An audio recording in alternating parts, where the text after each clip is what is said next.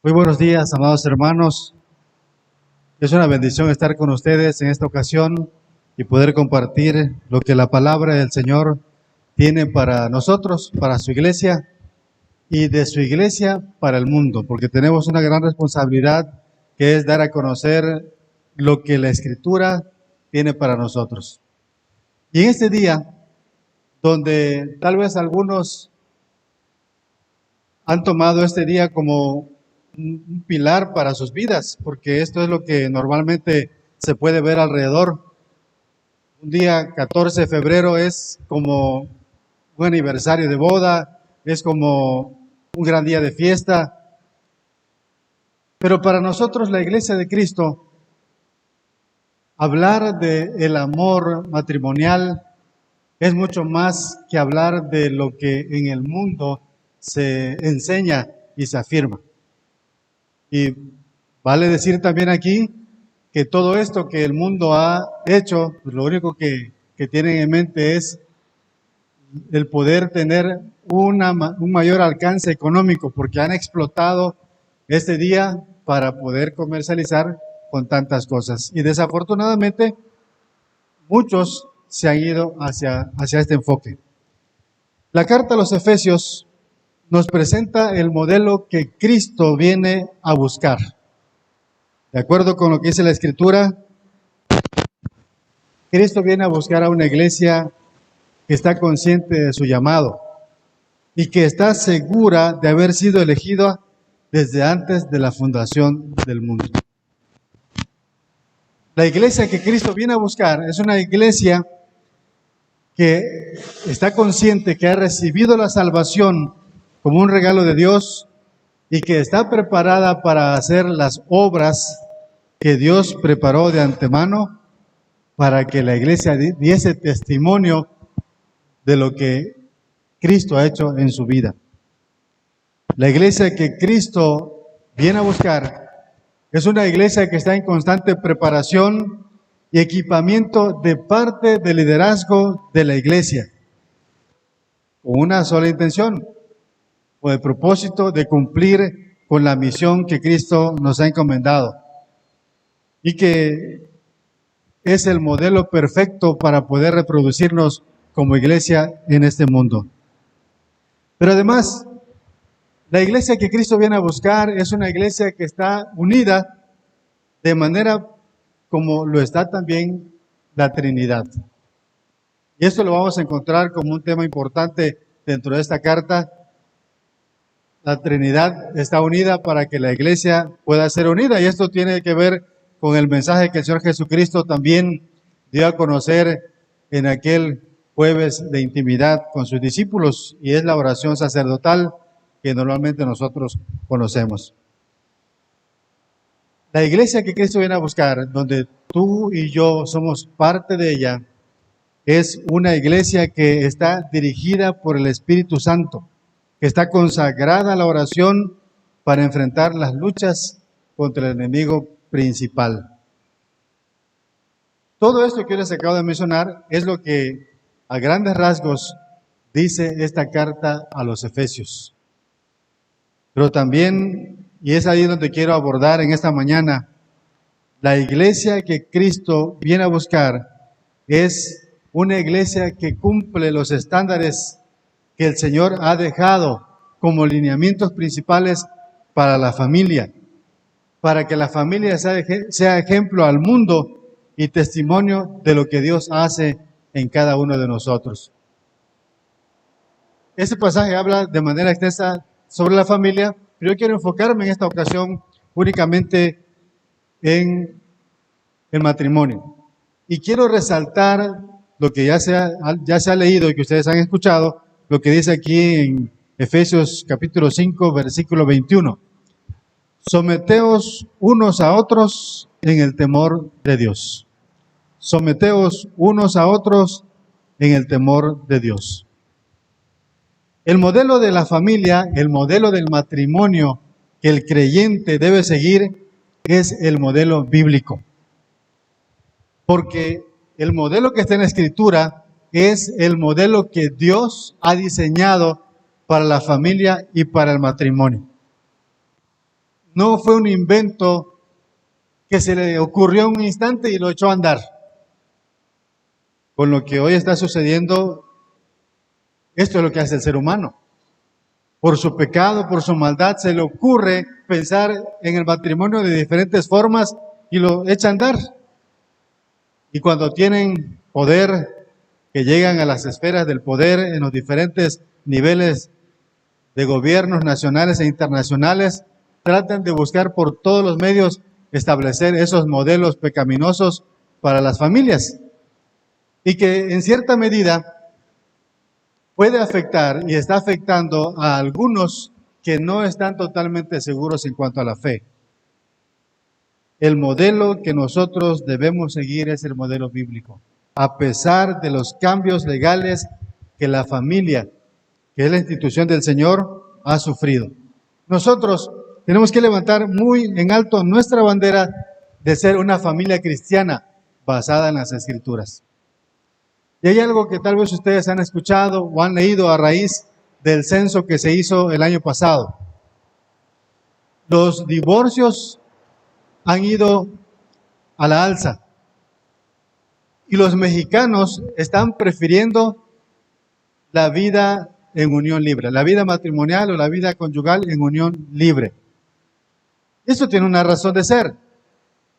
El pecado no permite que el hombre y la mujer de nuestros tiempos sean comprometidos. No son comprometidos con nada, ni con la familia, ni con el trabajo, ni con los amigos, mucho menos con Dios. Y por eso es tan sencillo decir, bueno, pues vamos a unirnos, si funciona seguimos, y si no, pues ahí la dejamos. Pero lo que Dios está buscando es que haya un compromiso para vivir el matrimonio y la familia tal como el Señor lo expresa en su palabra. ¿Cómo se puede lograr esto? Solamente la presencia del Espíritu Santo en nuestras vidas podrá hacer una realidad que como familias podamos cumplir estos estándares que Dios nos establece aquí en las Escrituras. Tal vez en un momento dado tú has visto alguna telenovela y la has seguido de principio a fin y has visto la trama de la pareja principal. Y algunos jóvenes y algunos matrimonios están siguiendo un amor semejante al amor de telenovela. Sin embargo, tampoco ese es el modelo que nosotros tenemos que seguir. Obviamente, el amor que nosotros nos debemos prodigar en el matrimonio y en la familia no es un amor de telenovelas. No es un amor basado únicamente en la pasión humana, sino es un amor generado y mantenido por la presencia del Espíritu Santo en nuestra vida. Entonces, partamos de una pregunta para que podamos llegar a ser matrimonios de alcance en este mundo de tinieblas. La pregunta sería, ¿cómo puede mi matrimonio, o el joven podría preguntarse, cómo puede ser mi futuro matrimonio un instrumento de Dios para alcanzar a otros? Eso cambia totalmente nuestra perspectiva. El matrimonio, algunos se casan para ser felices, como su propósito principal. Pero nosotros tenemos que casarnos para darle la gloria a Dios. Y todo lo demás, Dios lo añade. Eso es totalmente diferente a lo que el mundo nos presenta. Otros dicen, me voy a casar para que pues me hagan la comida, dice el hombre, para que me laven la ropa. O también algunos hombres así lo dicen, para que sean mantenidos. Pues voy a casarme con alguien que tenga posibilidades económicas y de esa manera puedan mantenerme. Pero todo eso lo que va a generar es un continuo conflicto en el matrimonio, en la familia y por supuesto en la sociedad. Nosotros queremos ser matrimonios de alcance de acuerdo al propósito de Dios, pero no pasemos por alto que aún si no cumplimos, si nosotros estamos en constante conflicto, también alcanzaremos a nuestra sociedad, pero de manera negativa. Y eso es lo que ha pasado en el mundo. Tantos que han fracasado, tantos que han experimentado el pecado que quieren alcanzar al mundo, sí, pero de manera negativa. ¿Cómo puede ser mi matrimonio o tu futuro matrimonio un instrumento de Dios para alcanzar a otros? Primero, viviendo sometidos por el temor a Dios. Si nosotros no tenemos nuestra base de vida en Cristo Jesús, si nosotros no hemos nacido de nuevo, esto no será una realidad. La iglesia debemos tener muy presente lo que es este mensaje de la Escritura. La Escritura se refiere a la iglesia. Pero ¿acaso el Señor no sabía que los matrimonios somos temerosos a Dios? ¿Que el matrimonio realmente seguimos los planteamientos de Dios? El Señor sabe que tú y yo, que somos humanos y que estamos limitados, que tenemos tantas fallas, nuestra tendencia es a olvidar lo que Dios nos ha establecido en su palabra. Y por eso es que está aquí este pasaje, para que tú y yo podamos recordar. Este término que dice aquí, sometiéndonos unos a otros, tiene el significado de una sujeción mutua. Todo lo contrario a lo que muchas veces algunos han levantado la voz para decir, la mujer debe someterse. Pero cuando dice aquí, y este versículo lo dice antes de hablarle a la esposa, antes de hablarle al esposo, a los padres y a los hijos, antes de hablarle a los amos y a los siervos, sométanse unos a otros. En la relación diaria que todos nosotros tenemos, nadie es mayor, sino que todos somos iguales. ¿Tenemos diferentes funciones? Sí. ¿Tenemos responsabilidades? Así es. Pero en la relación nosotros tenemos que vernos como parte importante dentro de este esquema que Dios ha establecido para la iglesia. Y además, esta es una sujeción voluntaria basada en la unión de Cristo y de la iglesia. Y tal vez tú puedas decir, bueno, pues es voluntario. De hecho, ¿quién te obliga a casarte? A menos que haya sucedido algo antes de una relación sexual prematrimonial, tal vez algunos padres han hecho que sus hijos se casen. Y eso ya no es un matrimonio voluntario. Y más adelante vemos que aquel matrimonio, tal vez la mayoría de ellos, se disuelve. Y otros siguen, por la gracia del Señor. Pero el matrimonio o la relación que nosotros tenemos que darnos unos a otros es de manera voluntaria. La sujeción no es exclusiva de las mujeres, sino que todos estamos involucrados, sea una relación conyugal, sea una relación parental, sea una relación laboral. Y estamos hablando de la Escritura hablando al pueblo de Dios.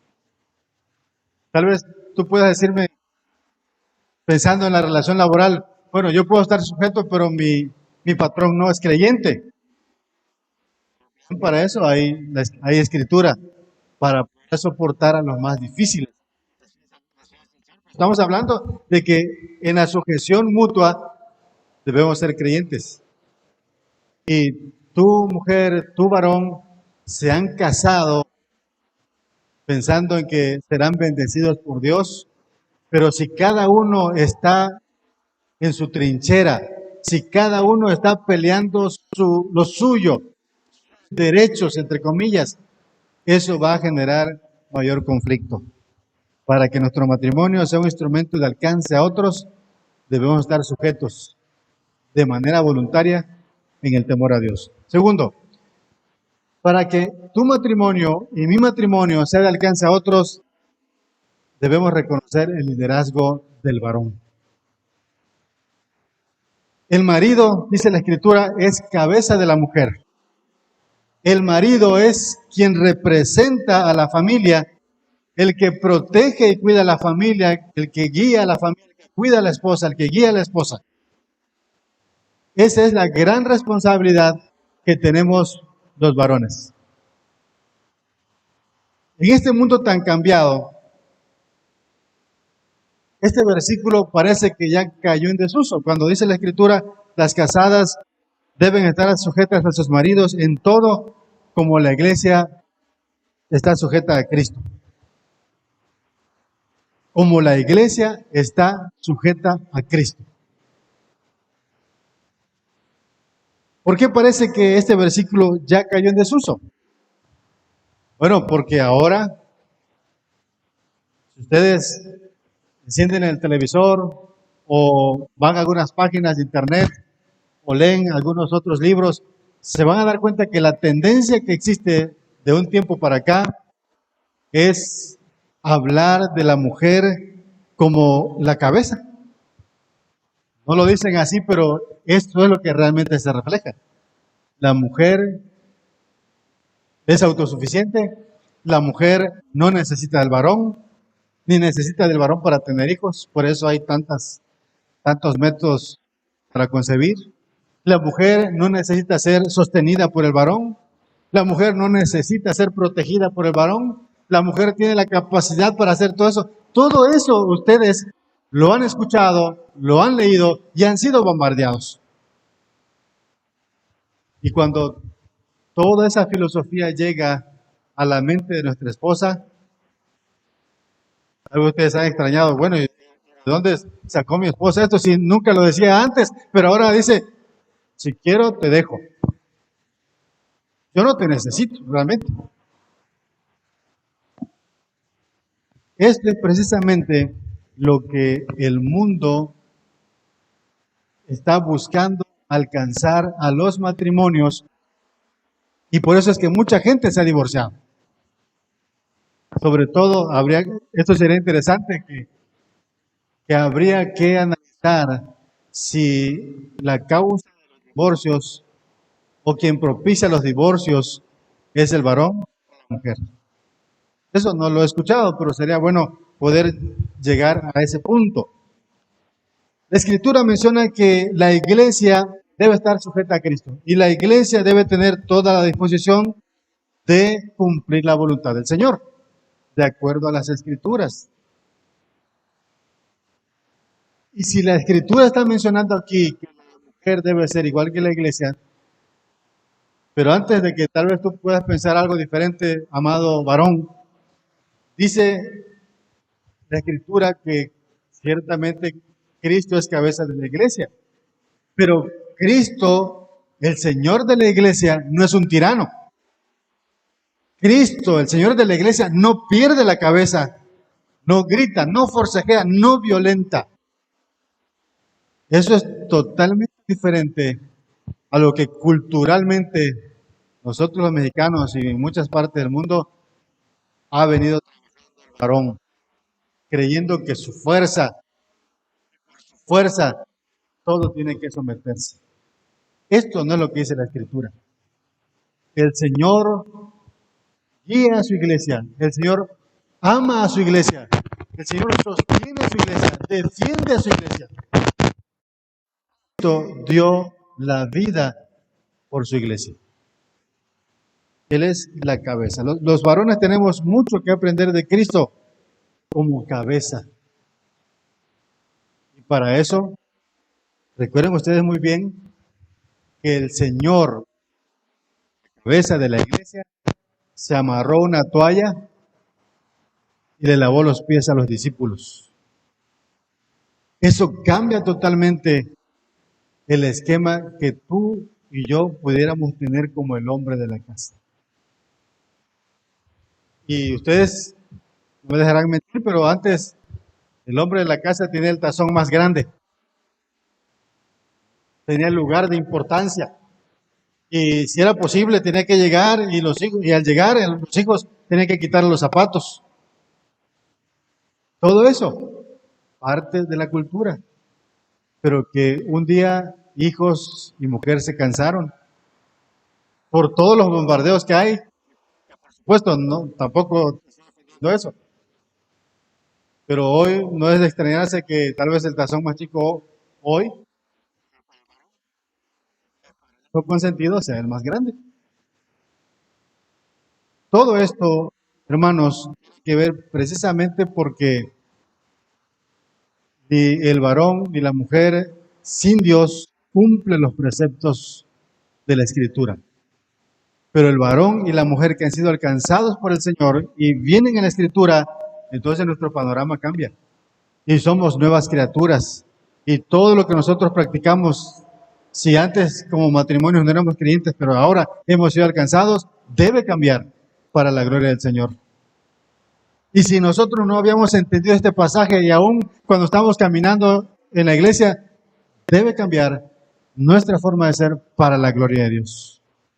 En ningún momento ponerte la toalla y servir te denigra. Al contrario, te da. Jesús así lo dijo.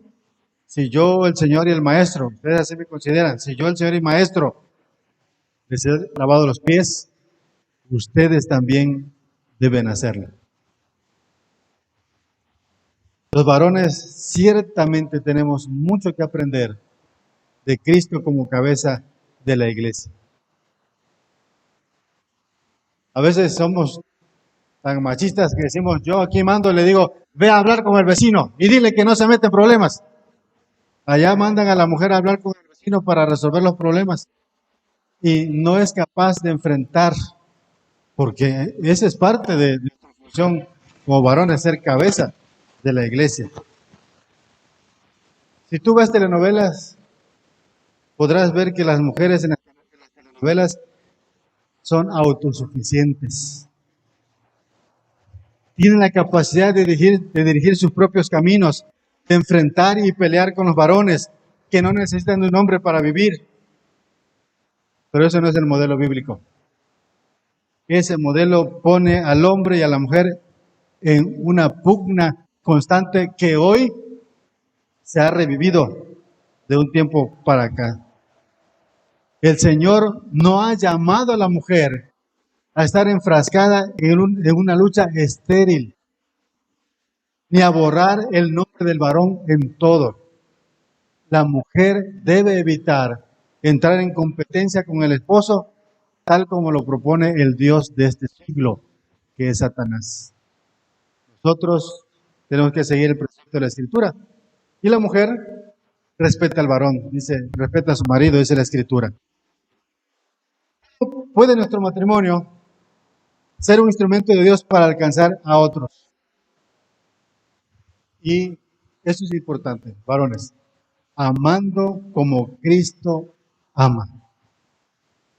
Para poder alcanzar a otros matrimonios y a otras personas, debemos amar como Cristo ama. Yo estoy seguro que hoy tal vez tu esposa se levantó y ya tenía el desayuno en la cama. Hoy es 14 de febrero.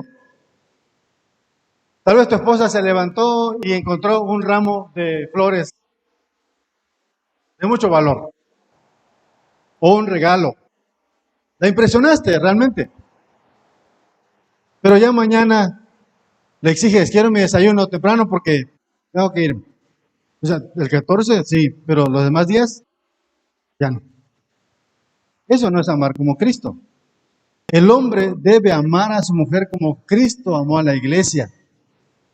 Y cuando la Escritura menciona aquí la palabra amor, se refiere al sacrificio.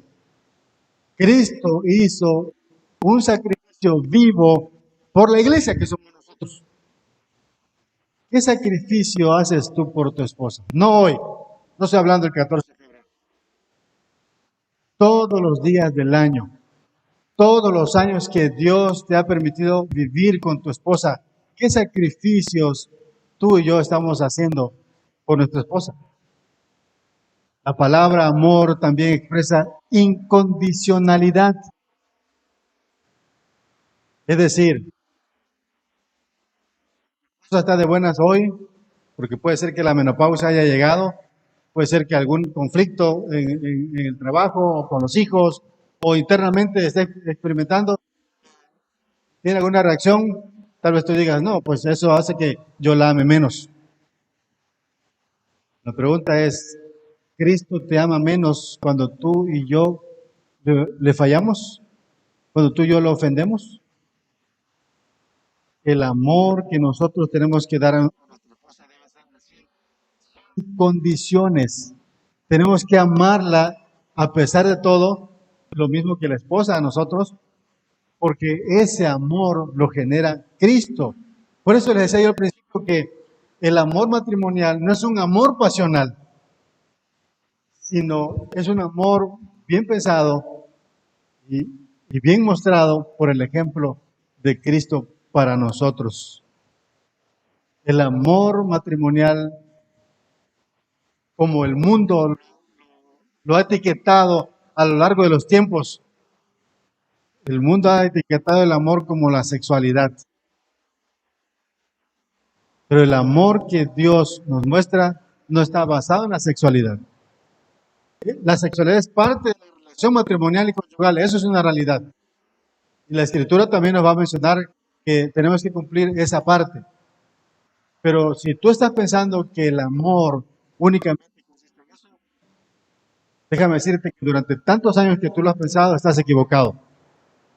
Sino tú y yo debemos ver a Cristo como el esposo que ama a su esposa, que es la iglesia, y que ha dado todo por ella. Y que la defiende y que la cuida, y que los enemigos que están a su alrededor siempre serán vencidos por su poder. Y que todo aquel que se acerque para atacar a su esposa, tarde o temprano también caerán bajo el poder del Señor. Es decir, el Señor no descuida a su esposa, a su iglesia. Y tal vez tú pensando que tienes que llevar tanto dinero, tantas cosas a tu casa, descuida la relación matrimonial, descuida la relación con tus hijos. Y tú dices, es que lo más importante que tengo que hacer es trabajar. Pero no es lo más importante. Es parte de lo que nosotros tenemos que hacer. Pero tú y yo tenemos una iglesia en casa que debemos cultivar y hacerla crecer y hacerla reproducir. Y si se reproduce la iglesia que está en mi casa, se va a reproducir la iglesia del Señor en todas partes y llegará a ser, o llegaremos a ser matrimonios de alcance. Tal vez tú, amado hermano, no te pierdas un capítulo de alguna telenovela, porque también eso he visto que muchos varones ven telenovelas. ¿Y por qué ven telenovelas? Porque la sexualidad es el pilar de las relaciones en las telenovelas. Es tanto así que hoy ya hay relaciones homosexuales en las telenovelas. Es decir, ya no son las relaciones heterosexuales, sino también hay homosexuales. Esa es la realidad que se vive. Sin embargo, algunos que en el tiempo pasado, que aún no conocían las escrituras, y decían, bueno, yo me voy a casar para tener hijos. Como algunos pensaban, para que me hagan la comida, o para que me laven la ropa, para que me limpien la casa. Esos no son los propósitos por los cuales nosotros tenemos que casarnos. Para nosotros el modelo bíblico es el modelo de que el hombre se une a su mujer, los dos son una sola carne y hacen su propia familia, diferente a la familia de los padres.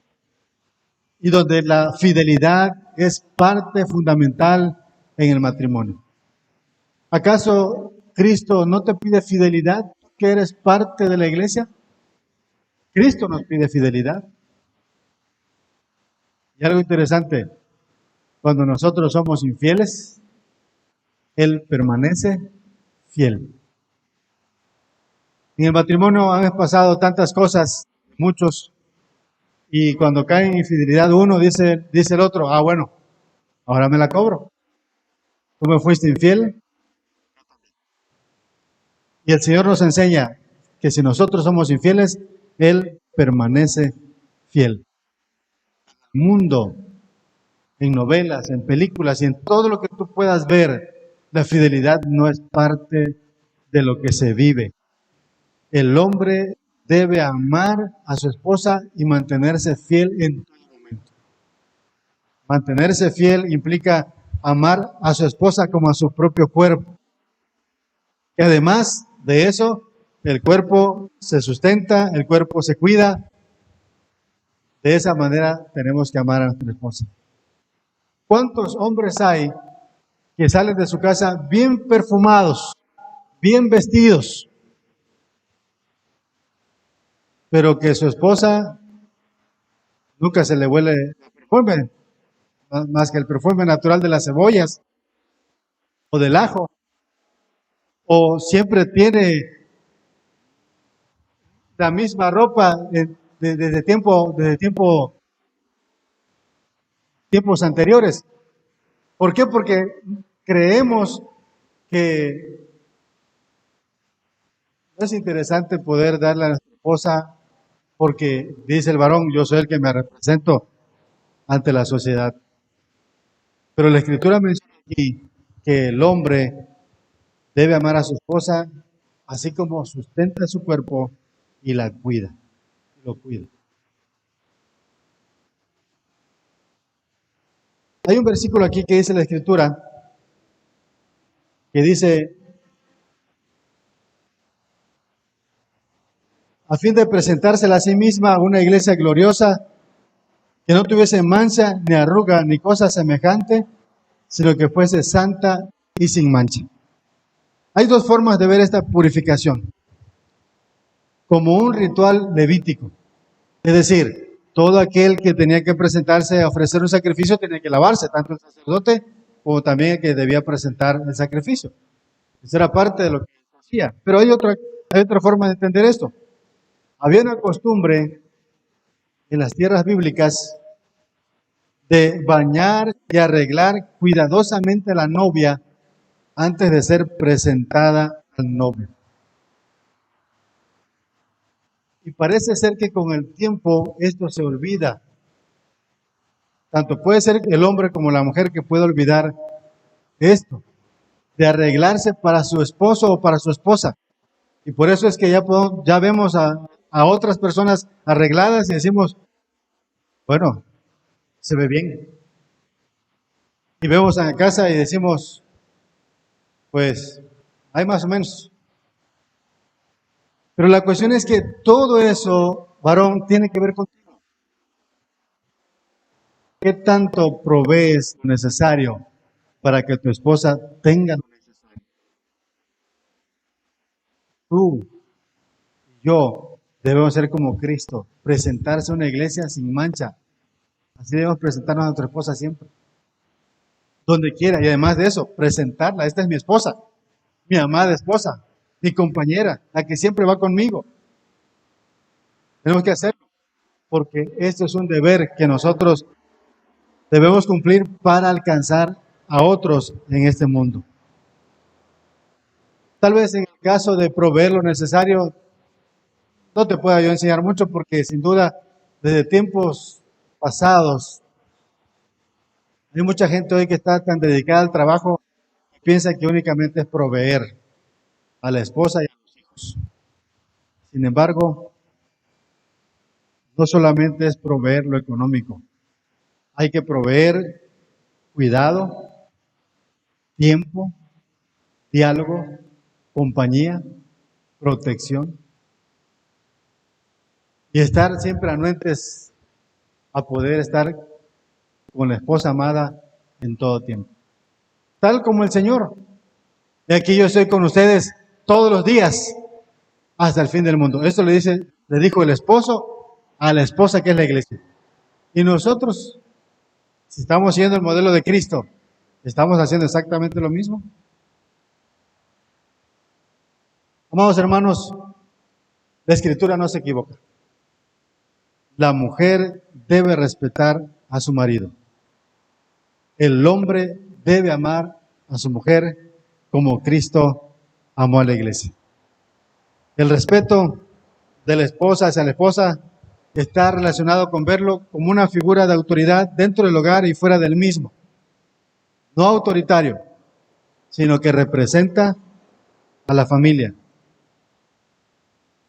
Ni el hombre ni la mujer, cristianos, debemos buscar otro modelo de matrimonio fuera de la Escritura. Ni las telenovelas, ni las películas, ni libros, ni otras referencias que nosotros pudiéramos tener. Es la Escritura la que nos va a permitir tener el modelo bíblico que rechazará, que descubrirá ante todo el mundo la teología de las relaciones matrimoniales en estos tiempos. Algunos matrimonios desafortunadamente están fracturados sin estar divorciados. Viven bajo el mismo techo. Están fracturados. No están divorciados porque pues son de la iglesia, dicen. Pero ¿podemos rescatar ese matrimonio? Por supuesto que sí. Esa fractura que pueda haber probablemente sea por la lucha interna que sostienen porque han dado cabida a todos los pensamientos y diversas ideologías que tienen que ver contra el matrimonio. Y sobre todo también pecados que no han resuelto a través del tiempo. Por lo que ten presente lo siguiente: nuestro matrimonio debe tener como meta representar a Cristo en este mundo de tinieblas. Nuestro matrimonio debe motivar a los matrimonios de creyentes y no creyentes a anhelar la nueva vida en Jesucristo, a anhelar tener un matrimonio de acuerdo al modelo de la Escritura. Nuestro matrimonio debe ser el instrumento de Dios para ser discípulos de Cristo a otros matrimonios de amigos y familiares. Ahí en tu casa, donde tú estás en este momento, toma la mano de tu esposa, de tu esposo. Yo les motivo a que cada uno de ustedes pueda renovar su pacto matrimonial, sus votos de amor y compromiso, no solamente para vivir como un buen matrimonio, sino para ser usados por Dios y alcanzar a los que Dios tiene destinados para salvación. Voy a orar en este momento. Eterno Dios y Padre, gracias por tu palabra. Tu palabra es verdad. Tu palabra nos hace ver de qué manera nuestro matrimonio, nuestra vida, nuestra familia está siendo dirigida en estos tiempos. Si alguno de nosotros está en el camino equivocado, permite que tu Santo Espíritu nos transforme con lo que tu palabra nos ha dicho en esta ocasión. Y que cada uno de nosotros podamos comprometernos a vivir de manera fiel a ti, conservando ese pacto matrimonial que tú nos has concedido desde hace 5, 10, 15, 20, 30 años que tú concedes a tus hijos tener. Nos ponemos en tus manos, eterno Dios. Ayúdanos a hacer matrimonios de alcance a los que están fuera de tu iglesia. En el nombre de Jesús. Amén. Que el Señor les bendiga, amados hermanos. Amén.